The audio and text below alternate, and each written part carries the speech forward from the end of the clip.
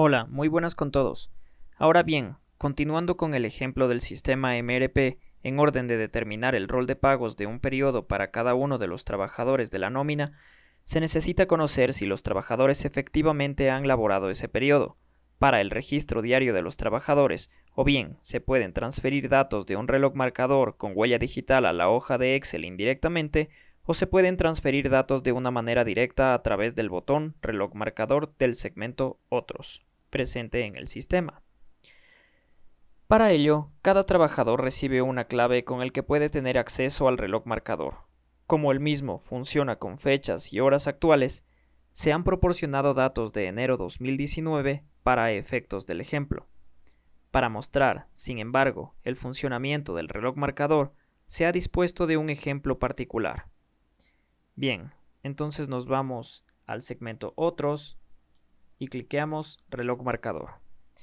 Aquí debemos colocar el password o contraseña del trabajador o trabajadora y debemos dar Enter. Dicho sea de paso, el reloj marcador, así como los demás botones y acciones del sistema MRP, presentan diferentes controladores de error que sirven de guía para el usuario. Bien, volviendo al ejemplo, colocamos la clave de Eduardo y establecemos la hora de ingreso. Bien, lo mismo vamos a hacer para Tatiana, pero acá como no nos sale la hora de ingreso, cerramos el formulario, abrimos nuevamente y ahora colocamos nuevamente Tatiana.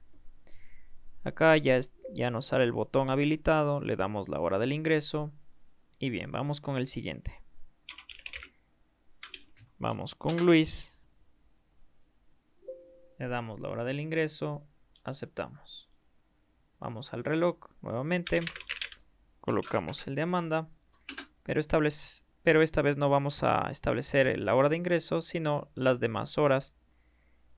Y como no hemos establecido la hora del ingreso, tenemos un error.